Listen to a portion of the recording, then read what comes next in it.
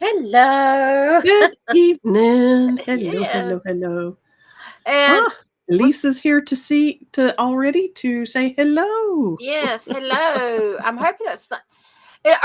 Did you just now It come says on? Because the timestamp is weird on that too. that's true. It says 146. Interesting. Well, Lisa, if you're still here, hi. I sometimes this thing I The- came to set up this one and the old one was still on here and it was like, wait a minute, what? But it recorded and saved and all that stuff. Just strange, technology Technology. and yeah, we. Yeah. Also, that might be a timestamp where she is versus where we are. Yes. Yeah. Anyway. Woodoo woodoo. Yeah. Hey, Deborah. She's back from her overseas travels. She spent a couple of weeks around Greece and that area. Wow. And yeah, so A that's cool. lot of interesting stuff happening out there in the Mediterranean. Ah. Intriguing, Deborah. You'll have to fill us in. Yeah. She actually sent me like a daily log of her trip, and which I love getting, but I things have been so crazy that what I did was I saved them all and I'm gonna sit down and read them all at once. You know? Yeah, Yeah, just like a kind of read good them like a book. book. You know? Yeah. Um, but yeah, so if you're tuning in, I am Iris Carter and I can actually see there's my name. And I am Margot Ross Sears. Yeah, you got to point the other way. Yeah. And I'm still trying to point the same way. And it's like, no, wait a minute. The This hand camera goes this way. reverses it. Yeah. um, so anyway, Margaret Ross Sears, and we present the Eyes of Indigo on Wednesdays at 9:30 p.m. We've been doing this for a little over a year, so you got Eastern around time. 60 videos if you want to catch up. Speaking of catching up, if you're curious about who these two women are and what the hell are they doing, we had a prequel that we created that where we kind of interviewed each other, and so you get a lot of background on us. Whole bunch of background. Um, yeah. You may be joining us from Facebook or you may be joining us from YouTube because we're simultaneously streaming to both services. I'm back on Facebook. I'm out of my Facebook jail time. Yay. Yay!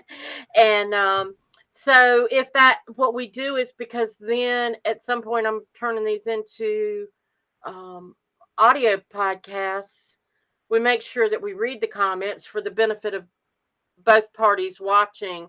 So if you're on YouTube and somebody comments from Facebook, you won't see it, but we'll make sure that you But hear we it. will. So it Yeah. for you. Yeah.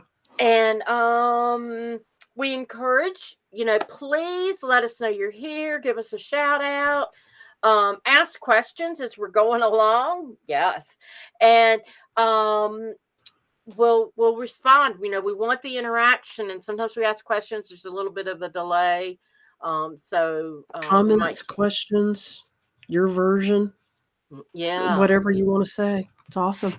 And y'all send some healing love to Margot. She's had a cold and kind of feeling rough tonight, but she's here. Her superpower, Yep. yay! But If you start can't getting make to her laugh giggling, too it starts much. moving. Yeah. Thank you. So sure.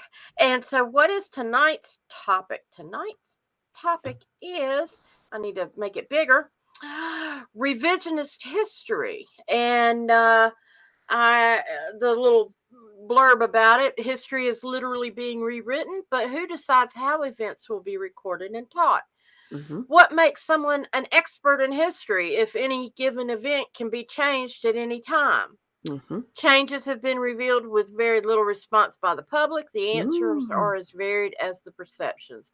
Join us for insights. Mm. So, while I'm not, you know, while we might not address all that directly, we've got some different things that we've laced together that we want to. That eventually do address it on some level. Yeah, Every single yeah. bit of that. Yeah. But if you've got comments or thoughts, Or examples. yes, please, toss them out. And it kind of, it's interesting how we'll get into talking about something and go, well, we need to bring this up or that up. And, well, that's related to, yeah, we did a show on that. And, everything's connected. So For it sure. really is. This show seems like it's going to be very connected to the multiple timelines, multiple dimensions, 3G, 4G, 4D, 3D, 5D show. Yeah. What do all those letters mean? This is going to be related, probably more or less to that show. Related. Exactly. Yeah. So there one thing I'm gonna throw out when it just in kind of getting started, one of the first things that came to my mind is in doing my research and kind of thinking about how we wanted to approach this was the 100th monkey. Mm. And because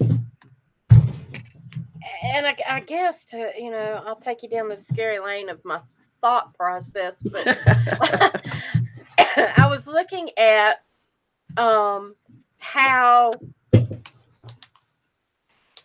easily we accept historical facts Without and question.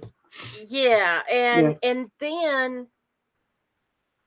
I thought about, well, there's other things that happen that people just seem to accept. And that 100th monkey theory, you're probably better at it than I am, Margot, but generally it's the fact that,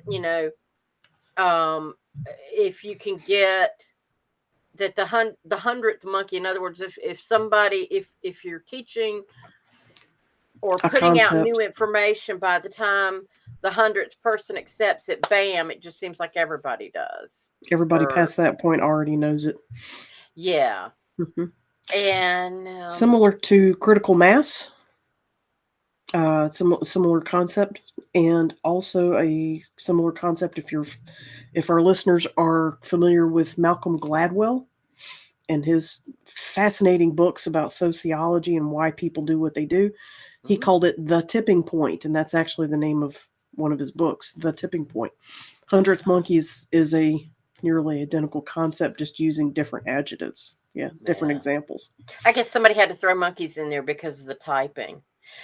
Somebody said, well, that theory's already been busted to hell, because they say, like, if you had an infinite number of monkeys typing an infinite amount of time on an infinite number of typewriters, eventually they'd write Shakespearean works. And they said social media has already disproved that could ever happen. I was gonna say, yeah, I think they've proven that does not ever happen. Because nobody's coming out with Shakespeare on most of their posts. And we do have millions of monkeys on millions of computers, and no Shakespeare is arising out of that. For sure. I can tell you the whole story behind the 100th monkey thing, but essentially it's an experiment in Japan that involved capuchin monkeys or snow monkeys on islands, and eventually sweet potatoes, washing a sweet potato before you eat it. That concept overnight went boom and filled out and jumped through all the colonies on multiple islands, miles and miles apart. Monkey colonies suddenly had the idea, were suddenly starting to wash their sweet potatoes before they ate them. Regardless of whether they were on that island or somewhere else. Right. And the morning before they hadn't done it, and nobody had showed them to them. It's just collective consciousness. Suddenly all the monkeys knew what to do overnight. And it seems to be a critical mass number of beings that needed to have the information, that suddenly everybody has the information in a collective consciousness. Almost like where we get another expression of the concept of lack of oxygen here. Archaic archetypes. The same thing, we have the archetypal mother, the archetypal hero, the archetypal father, the archetypal villain, blah, blah, blah, blah, blah. Same thing. It's a collective subliminal subconscious thing that we all seem to already know across cultures. But anyway, that's going way down Until a an rabbit English hole. teacher puts a test in front of you, and then it totally goes out the window. And it's like, you want to know what? Exactly. Who was the protagonist? We're having a hard time remembering what that was. Absolutely. Yeah. That question was hard. So, Hundredth Monkey is about you repeat information is repeated and said enough times that a critical amount of people believe it. Then past that point, it becomes common knowledge. And that is being widely used in social media, so Western society, all over the place. Nay, hundreds of years now. Not even decades. Not even decades. Can we think of any situation where that might be happening now? What basic truths are we being told that people are believing by the thousands without much substantiation behind it? And then point the fingers at the other people and go, no, it's you. No, it's you. No, it's you. Keep us fighting. Yeah. Nice and divided. Yeah. Yeah. If you were a bad guy, would you do it any other way? No. It's brilliant. Yeah, it's really. Brilliant. Yeah, it is. So, back to revisionist history. Yes. So one of the things that I learned, because it's a phrase I've heard, and it was like, what exactly does that mean? Right. And so it's the process of revising history as new information is discovered. But some people use it in kind of a negative way to say, oh yeah, that's revisionist history, like people are trying to change history, which may or may not be a good thing. But they said that one of the reasons that people revise, why does history need revising?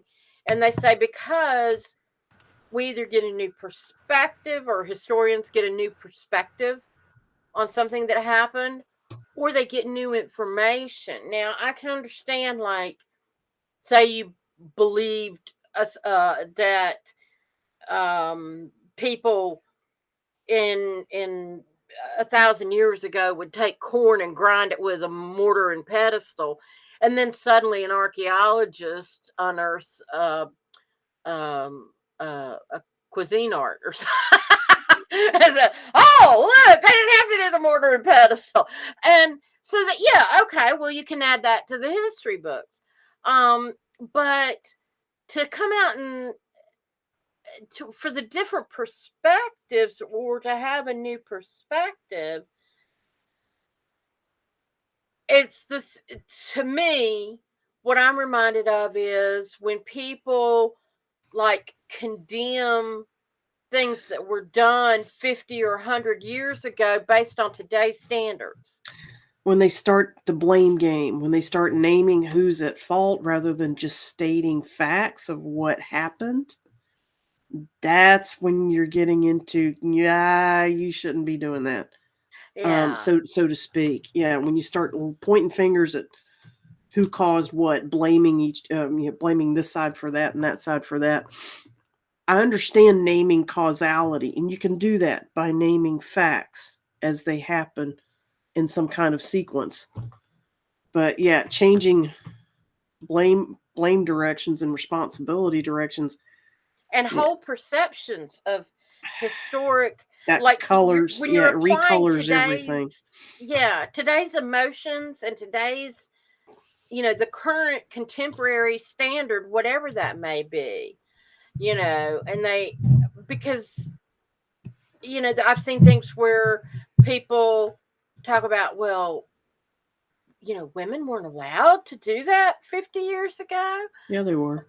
Well, they were, but most not of widely. them conformed based on the established norm, which was produced by television, you know, And movies and Hollywood yeah. And and so, of rewritten course, you're history supposed to books. be in the Beaver Cleaver family. And if you weren't, you lied about it and said you were.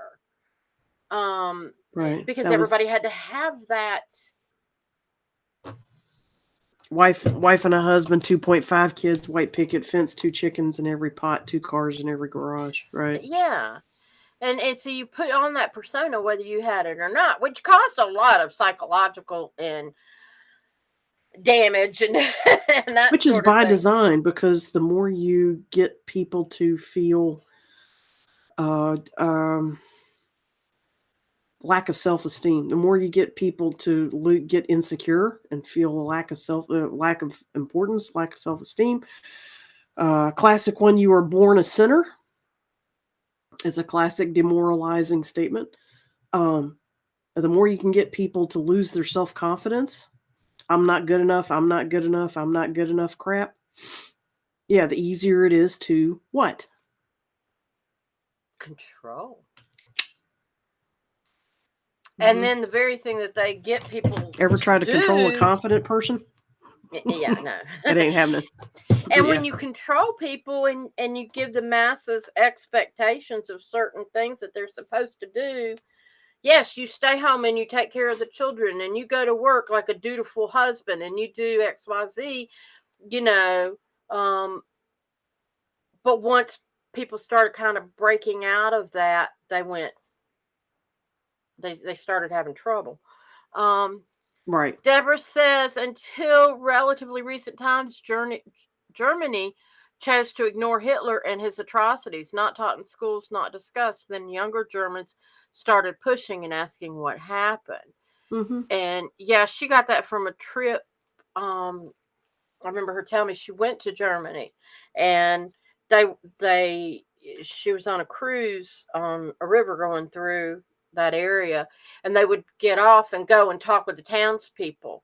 Mm-hmm. And you weren't supposed to discuss politics and stuff, but they could talk about the history and stuff, and that came out. Yeah, it's Um, gonna come out. yeah, that Yeah. they they they told about how they were just adding that to the children.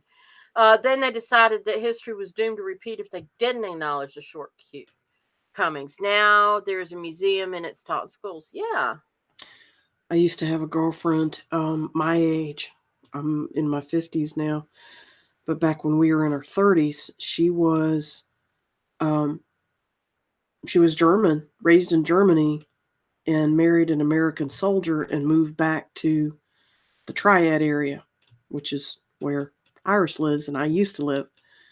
And Brigitte grew up in Germany, was in Germany, moved to America as an adult woman in her 20s. And she talked about this exact subject with us. And I don't remember what part or what area of Germany she was from, but she's the same age as me. So she was in elementary school in the 70s.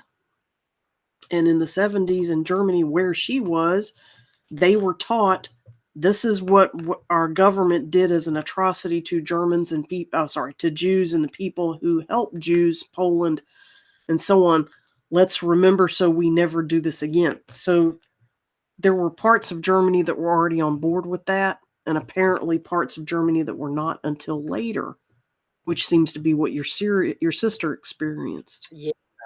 So Yeah. that's very interesting because Germany's not that big compared to the United States.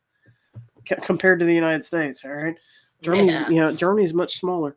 So that's interesting. That might have been a local phenomenon about whether or not they shared that dark Yeah. history. Well, I So, think she showed me a picture of like there was an area that was like I don't know if it was an encampment per se, but it was occupied by Hitler for the German activity, whatever they were doing. And you mean Nazi it was like a activity? big kind of empty lot, and they had a fence around it, and people didn't really know what it was about. And they just recently kind of put a sign on it and explaining. Yeah, so that was kind of interesting. That sounds a whole lot more intriguing than just mere Nazi history in Germany. Yeah. What's underneath there that they don't want people traipsing across the top? Huh. Mm. Ooh. That will be a future show, I do believe, someday. Yeah, Talking yeah. about what's going on under the surface of the earth. Very And what's interesting. not going on anymore. And what has happened since we found out about it. It's all good news, folks. Let's just go say it was bad, and now it's really good. Just in a nutshell, we're okay. Yeah. We're all okay. Rejoice with us and Yes. enjoy. It's intriguing But now. So yeah. anyway. But speaking, okay, so I thought this was interesting. I found this when we're talking about revisionist history. It's a photo Schools of, revising history. yeah, Ed Koch, and he's going, should we be rewriting history just to make people feel good? That's not history, that's psychiatry. And It's effed up. That's fucked up psychiatry. Let me just go ahead and say it. yeah, yeah. But there's Yeah. there's a lot of people that kind of have that mindset. You know, there's these people that Mm-hmm. tend to want to do that. Um, We have fucked up and ancestors. Ours. yeah, We do. Um, a lot of white people try to take on guilt, and and I know we're going to yeah, touch on that assigning blame to white people and Christian people crap that they're doing in some school systems. And yeah, some of our European ancestors owned slaves and did horrendous things like that. But that was them, and that was in not an us. entirely different era. It was and it was also a lot fewer people. Go ahead and share with that what you found out in your research there. There's a lot Yeah, fewer people committing that crime than you think. yeah. My ex-husband was a history major, and he would come back and tell me stuff that he was learning in his history classes, and this stuff can be verified, but people try to whitewash it now, pardon the pun. But but but only 1% of the population were slave owners, which were both in the north and the south. Mm-hmm. And most, like a super majority of the slave owners, also worked side by side with their slaves. The and they made sure, because the slaves were property, which in today's standards is all wrong. I agree with it. It's terrible. But again, back then, it was seen as a status symbol almost. But Mm-hmm. again, that's also how people, wanted to appear. Yeah. um I could put a red sticker on my head and walk around and say, this is Yeah. a new status symbol, and see how many people, if they either want to Well, honey, they do that in India. It's oh, called it's called a cool. bindi. I was thinking, I really was not trying to. No offense taken. That was just No, really funny because you I mean, I genuinely was thinking like stepped a right Care on that Bear one. sticker or something, but I did not mean, I was not totally Sometimes off. they do use just a sticker, and it's called a bindi. Oh So, God, not major. not not collective consciousness. You said what came naturally to you in your collective Let me go consciousness get the awareness. crowbar so I can get my foot out of my mouth. That was too cool. That was too cool. So let's go ahead and But roll back to where we were, where we kind of got off the path, yeah, and but revisionist history and what your ex-husband was telling you. so he was telling me this stuff about the slaves and the slave owners, and while the way they were treated was so bad, and I agree with that. So Mm. don't think in any way that I'm We're not demeaning. condoning Yeah, any type of slavery at all. We're just stating facts about what we understand right. history to have been. Yeah, and he said what was interesting is, if you got textbooks or other books by authors from up north, those Books. books gave you the perspective of how evil Southerners were and how they had to be taken over and brought into control because they were, Created, yeah. yeah. And then the Southerners that wrote books talked more about they would talk about the slavery and all, but they focused more on the right to secede and Freedom. uh, Freedom from the having Union. freedom and that it was a the war of northern aggression, you know, Yeah. and that Yeah, kind of right. Right. yeah, and because technically it wasn't a civil war because we were not united at the time. It wasn't like It wasn't really one suddenly, country turning against itself. It was actually a yeah, fractionated bunch of territories that yeah, suddenly became North and South just because of geographical relativity to each other. And exactly. yeah, agricultural areas versus and city industrialized city areas. So that became North versus South. And so when you think about these people, whether they were northern or southern, and who wrote their books, a lot of them are considered experts in history, and their content is added to textbooks, and or they help write textbooks, Their or opinion is suddenly a textbook, yeah. depending on their Mm. cultural background. An example I thought of similar to that, the Battle of Little Bighorn.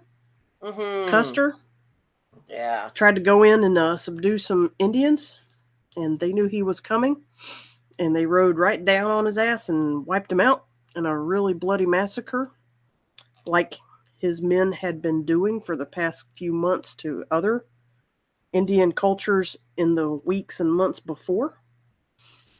And they finally stopped him. So, the Battle of Little Bighorn. Who's telling you the story? A military historian, a U.S. military historian, or an indigenous American historian? Mm-hmm. You're going to hear two very different stories about the Right. exact same event. And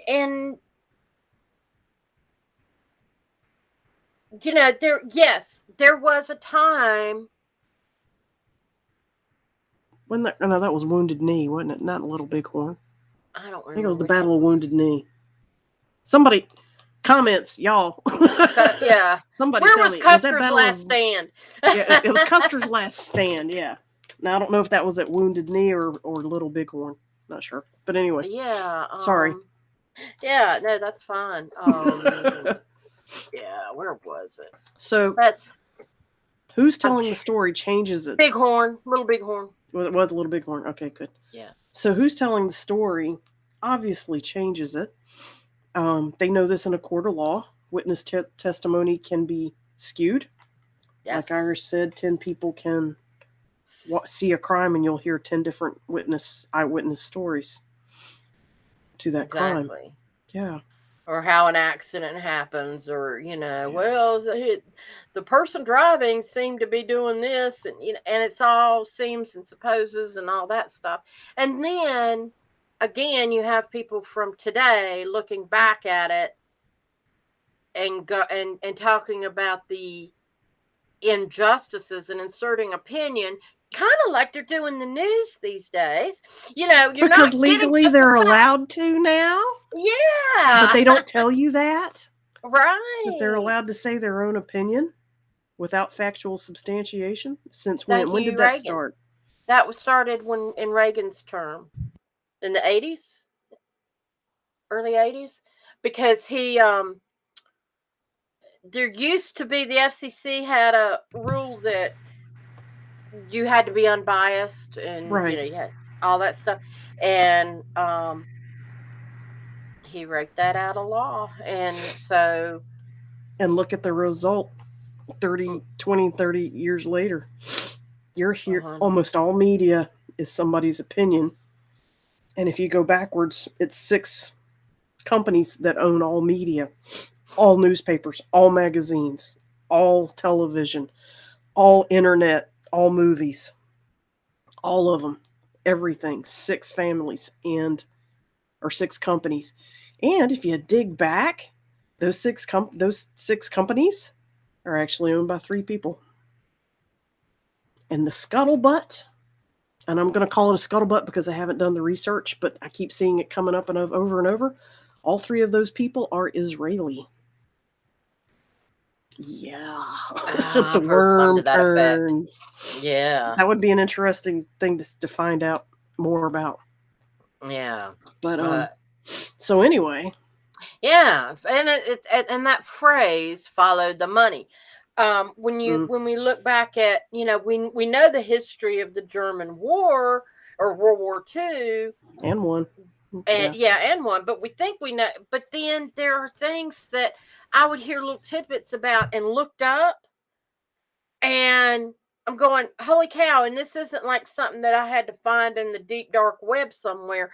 Yeah, Wikipedia, and it's in multiple places where Ford Motor Company built engines for tanks for German motors tanks and engines and guns. Yeah. And guns, and then for German troops. And there was American companies that they built stuff for our effort and for the our foes. And it was wherever they were going to make money. They didn't care. And go digging and see who really owned Ford. Yeah, who Ford was related to, right? The other thing that's a big shocker for me. Well, I know George Senior Bush. Right. He's not senior technically, but the dad. Yeah.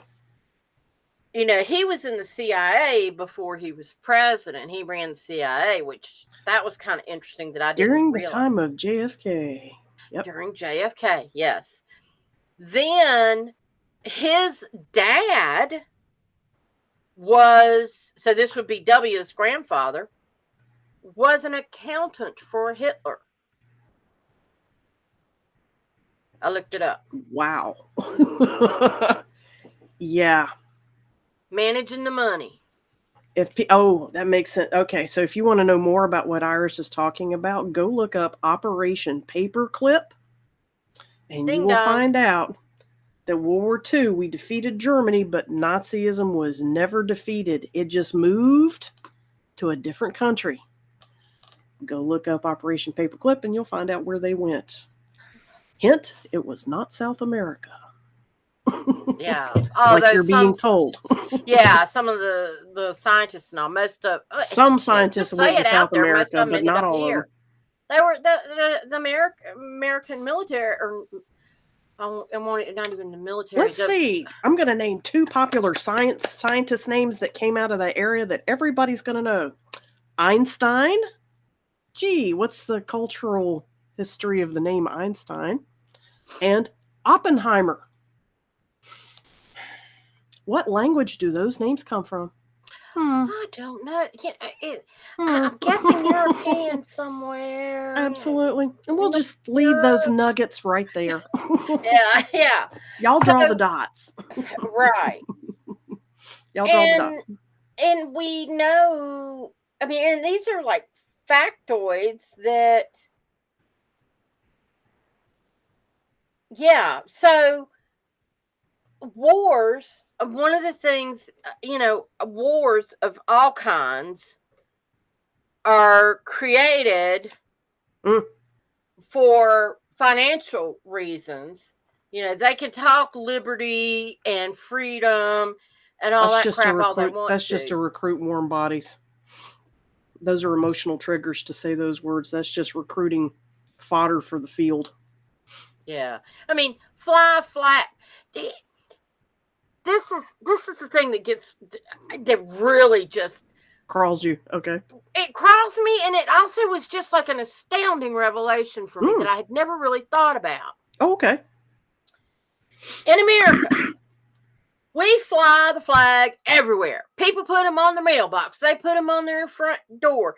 It's at all the businesses. It's, flag here, flag there, flag dresses, flag shirt, all this stuff that people, you throw a flag up and start singing America, and people just start chiming in, yay, and that's great. I mean, okay, great. We have pride in our country and that sort of thing.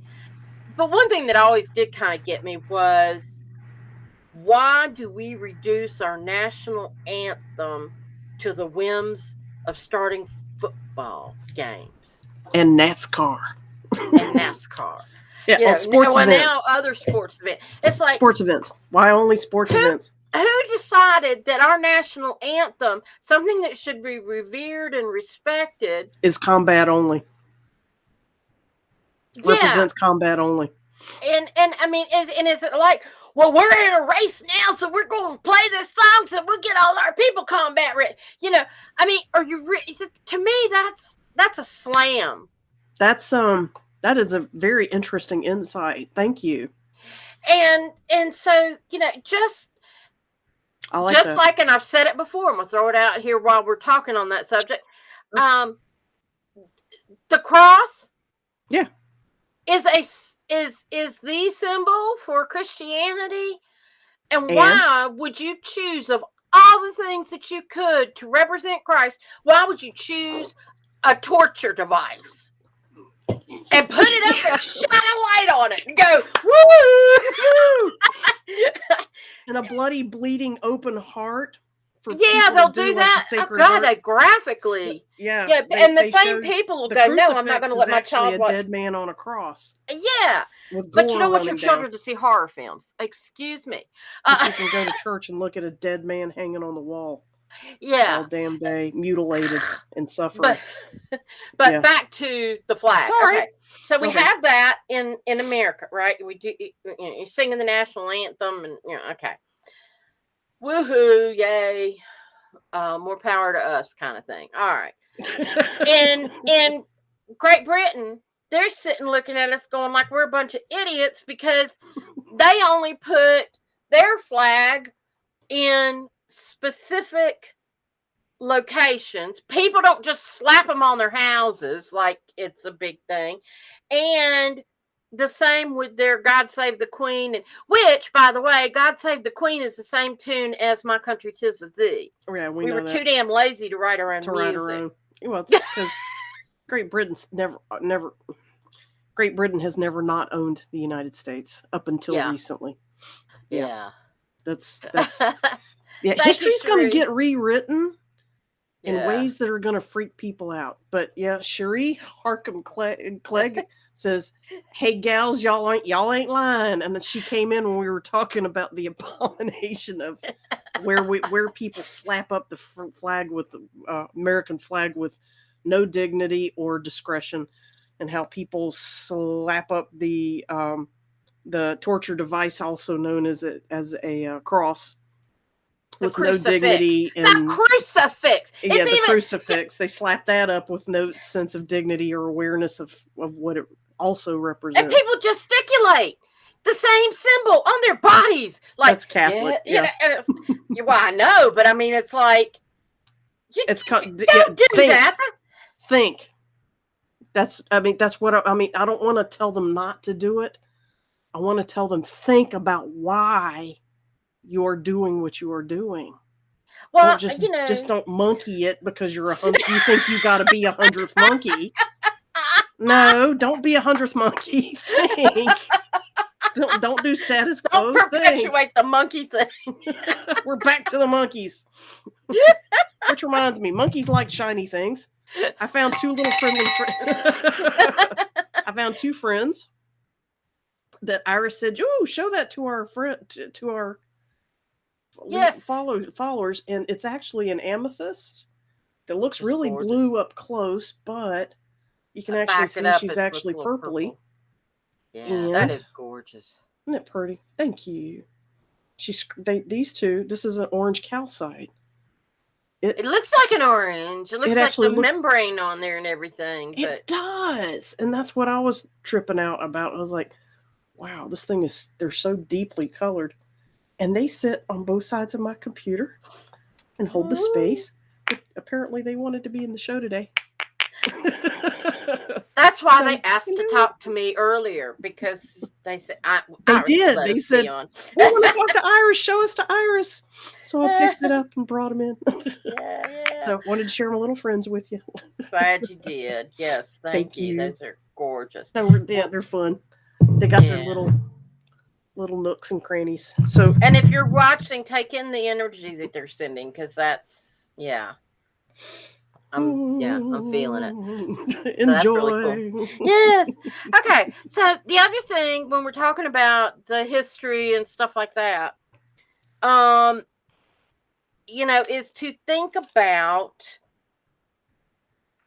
timelines. Mm, Because we've talked about before how time is malleable, very. and there've been the quantum physics theory that like you're going along and you make a decision to do one thing And your and the brain, timeline split because yeah, both things still happen. now you're off on a now you're off on a new trajectory. Okay, it's hard to do this backwards on the Yeah, I know computer. it. Gotta stand back Yeah. here and do it. So yeah. But yeah, so when you There you go. There's a have split. your There's a split. yeah, when you have your timelines doing wacky things, and then you've got it now coming back together, and a lot of things are being brought back deliberately so that, and there are a lot of people that are experiencing things like, I know I just set that right there and now it's gone. Yeah. And wait a minute, it'll And come it back reappears. around. Yeah. Or it Yeah. reappears somewhere else. Sensical. Yeah. And so weird stuff like that, but also if y'all have read about the Mandela effect, we did a show on that. we did a show on that, and like a friend of mine, I thought, well, we're talking about rewriting history. She heard about that, one of the new things, because she'll follow on different websites to see what's new on the Mandela. Effect. They have Mandela spottings. Like, is anybody else experiencing this? And somebody said that they had experienced in the Bible.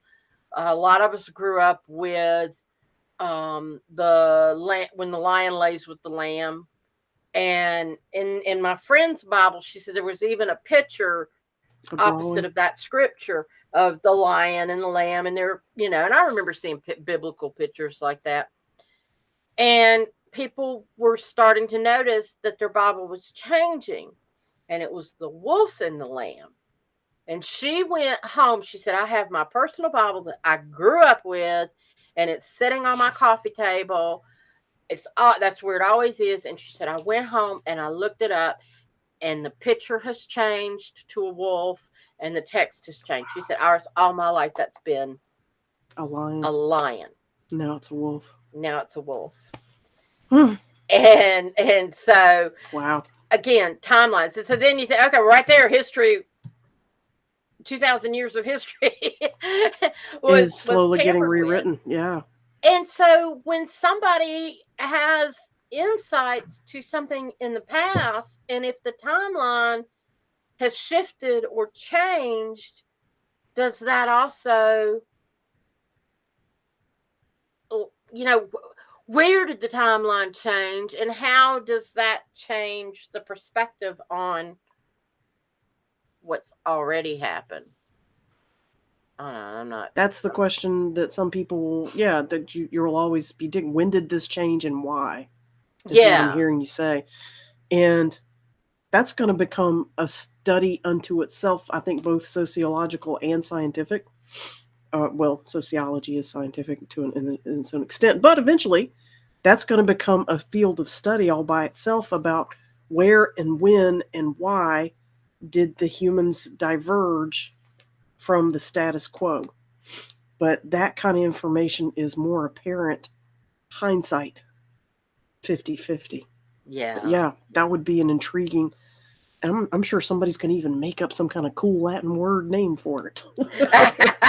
Something to do with temporal something or other, Yeah. And now we're getting into the critical race theory, where a lot of books, schools are changing their perspective on history, and like you were saying, basically blaming white people for everything that's gone wrong, which may or may not be true. Honey, it's like a marriage gone bad. Everybody has to screw up to make it go bad. There was 1% of people that had minority people in enslavement. But if you follow all kinds of major philosophies, there's also a level of allowing permission. Both the culture itself allowed it, plus the people participating allowed it, plus the people observing the situation, the time and the people, they allowed it. In other words, I'm not trying to blame any one particular system or people for, quote, allowing it. I'm saying allowance happened. Yeah. So if you want to start assigning blame, no, it wasn't just the people who turned humans into a financial commodity. That was also all the other participating humans who cooperated with it and let it happen. Yeah. The responsibility is on everybody. Well, and the other thing that gets me is, like, in the process of, I get that, a lot of people think, oh, these statues, they need to come down because they were Confederate soldiers.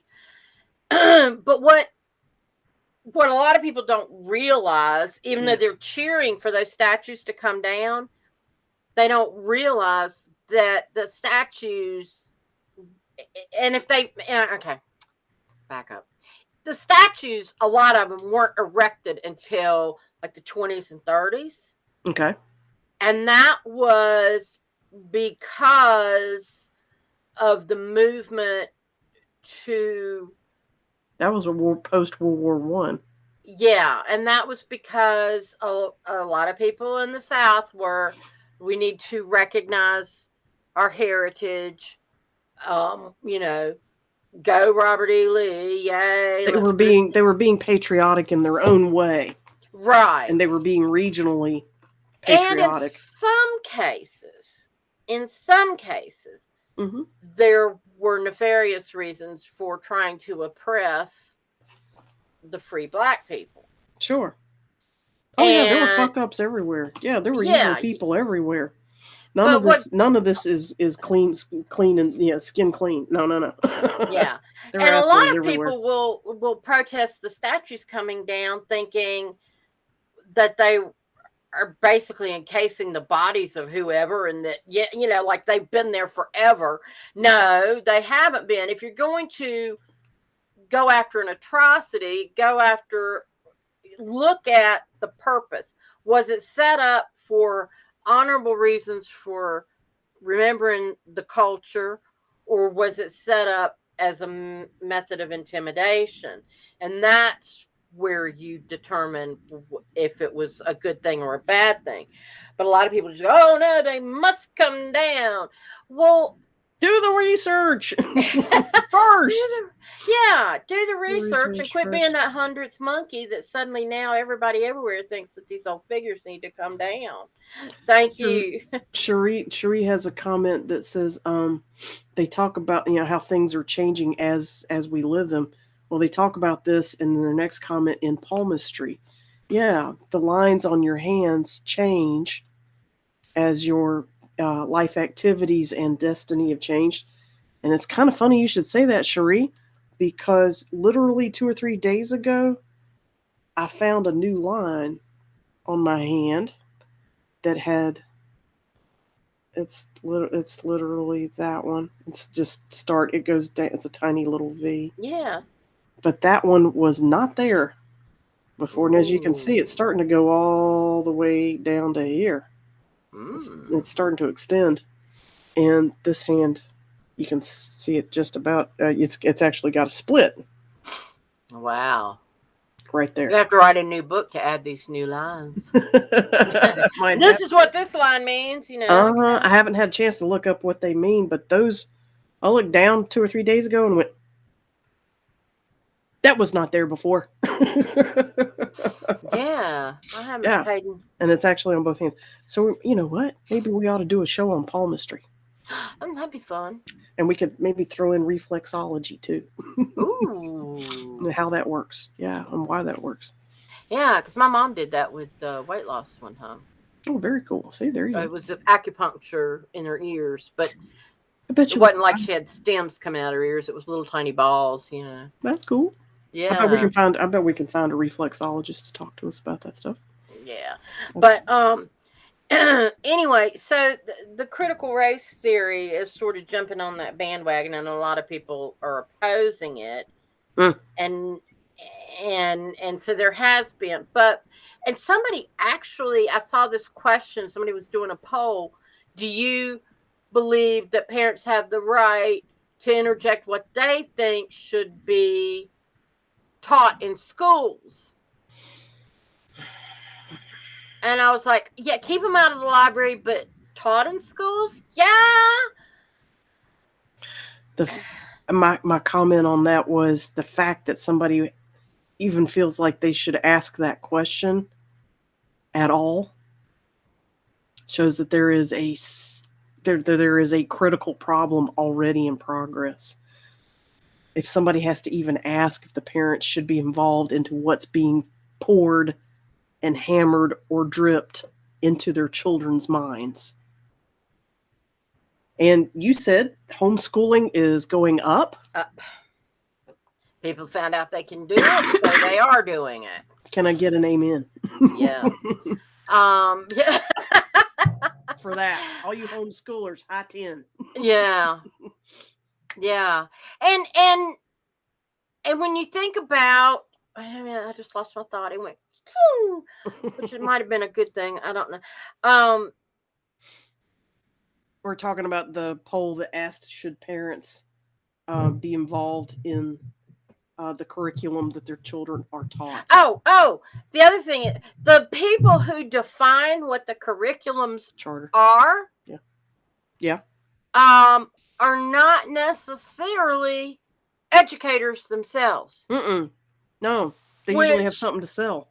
Drives me crazy. Textbook writers are seldom professionals on the subject. Seldom. Well, the accreditation committee that does the whole Southeast accredits different schools. I found this out because I shared an office with a former principal of a public school, and he would share things like I was frustrated about. I had gotten my undergraduate in English and my master's in education, and I said and the rule for all colleges and community colleges, according to the Southeastern accreditation thing, is you must have, in order to teach certain levels, you must have a master's, like about 16 hours of master's work in the field you're teaching. So I couldn't teach college level English courses because I didn't have my master's. I didn't have 16 hours of English classes on the master's level. And I said, I can understand if I majored in history and then got a master's in education and then said, but I want to teach English. I can understand.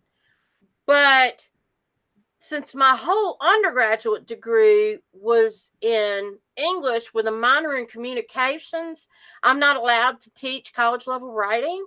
And I have a master's degree in curriculum and development. Yeah, an undergrad degree is what, 100 some plus hours? Yeah, and more than 16. And he said that comes from the accreditation people. And so if the colleges want to meet their accreditation, they have to have all their staff conform. They have to conform to all these rules. He said, but the thing is, he said, last time I checked, I don't think any of those people were education majors. Some of them don't even have college degrees. They're appointed. Can we say nepotism? Y'all go look up that word. Yeah. That sounds like favoritism and nepotism. Exactly. I just think teaching and education system just needs an update, like our computers and any device that's not working properly. Plus, they should have A class classes, on common sense. Yeah. logic and reasoning classes, common sense classes, survivalism, such as how to cook, how to grow a garden, how to change oil, how to change a tire, Well, see, they balance used a to have checkbook, shop classes. They how to used to have home party. ec classes. They Yes, used to teach critical thinking. Now, why do you think they've taken all of that out of the schools? I never saw a critical thinking class until I was in even being offered to until I was you had to be at least a junior in college before Well, no, but you what I were to mean get is into a critical years thinking class. ago in school, they taught Now us this was as, in the 80s. yeah, but back in the 60s and 70s, they were teaching us how to think problems through Right. and how to connect one thing to another. Your generation also had civics classes that you had to pass just to graduate high school. You had to understand the Constitution. You had to understand the due process of law. You had to understand all that. Since when has anybody done a civics class in decades? People have no idea what the Constitution is. They have no idea what their due process, what they are and are not allowed to do to you and with you in a legal situation. They're not Yeah. aware of any of that. All that stuff was thrown out the window. So they're literally dumbing us down. Yep, and Cherie said that too. Dumb us down. Dumb us, yes, Yeah. thank you. Dumb us down and change history to suit an agenda. And then you've got people that are involved in An this that agenda have that no pits us clue what's against going each other. on. Yeah. An agenda that pits us against each other. And people just kind of, oh, I'll go along with that. They're playing the monkeys. You know, that 100th monkey thing of, oh, well, of course we should do that. Because somebody on the television or the internet told them to. Or somebody told their friends and their friends discussed it and that told them to. Or their parents or their children or their brothers and sisters, whatever. Social influence Yes. is huge. 100th Monkey is huge. I want to Architecture is show huge. one other thing that I thought was very interesting Pay and attention to relevant. where your information is coming from, people. I don't want a nation of thinkers. I want a nation of workers. And that was a quote from Rockefeller in 1903. And he says, we are on the verge of a global transformation. All we need is the right major crisis, and the nations will accept the new world order. That was David Rockefeller, sorry, his son. So, John is on the left and David is on the right, correct? yes. God, they are some creepy looking people. Yeah. So, Woo! All right. what? I don't know, gotta find out where to get that. Okay. So, I should tell you something, folks. yeah, you made the remark earlier that you said you might. All wars, Yeah.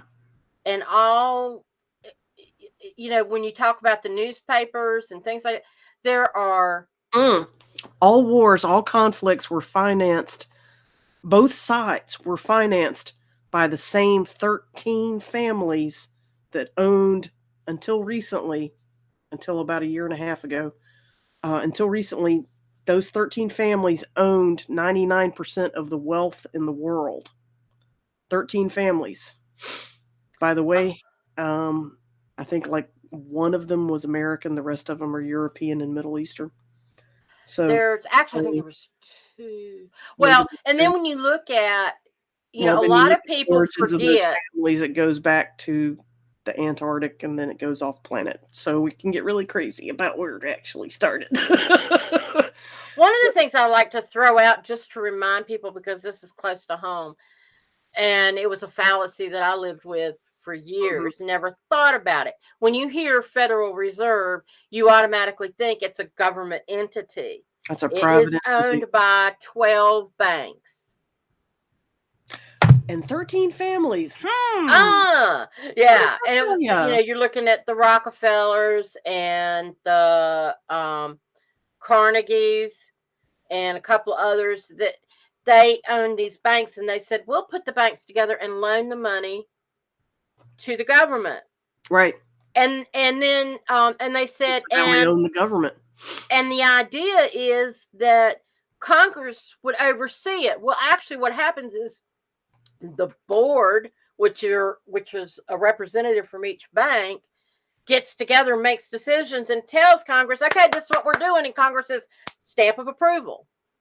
Because that got all the money, right? Yeah, and yes, so it's not a government entity.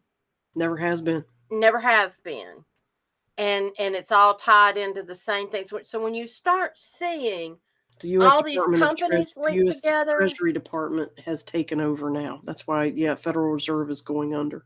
Yeah. Yeah. So there are big changes coming. Absolutely. Your sister made a good comment about a movie. Idiocracy was never meant to be a documentary, but it seems it's going that way today. Are you sure it was never meant to be a documentary? Everything old is new again. Yeah, and a lot of times reveals, things that could happen, right. Although let's hope they don't start watering the White House lawn with Gatorade. Growing plants. That'd be very special. Very special. That's why all the crops died. Of course, Gatorade, is that another form of GMO? I don't know. Basically, yeah, it could be. So one other quote we came across that we were discussing, and we don't really know the origin, but it's attributed to Harriet Tubman. And it talks to how asleep, you just mentioned a few minutes ago, these changes are being perpetrated and travesties being foisted upon our culture, our children, ourselves, and people are barely reacting to it or not reacting to the travesty side of it at all. And wherever the quote came from, it was attributed to Harriet Tubman, who's accredited with saving anywhere from hundreds to thousands of slaves in her time of her work. But she said, I could have saved thousands more if only they had known they were enslaved.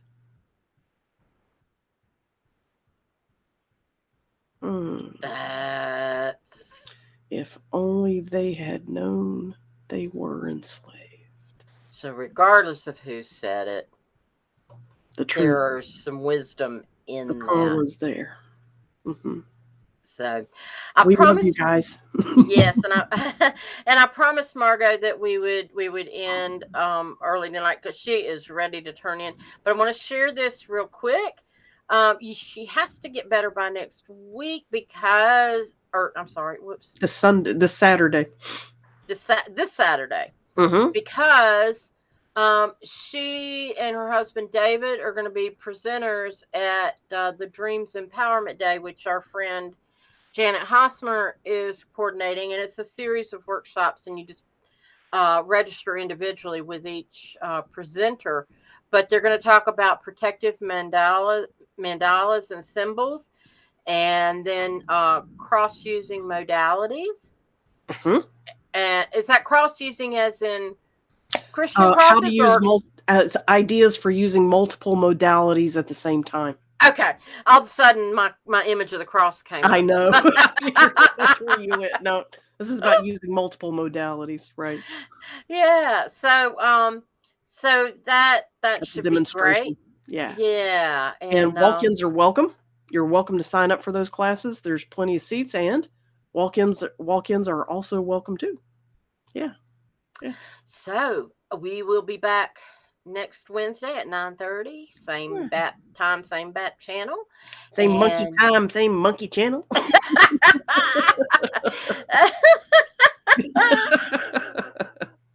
That's good. Thank you, everyone, for joining us this evening. We love you.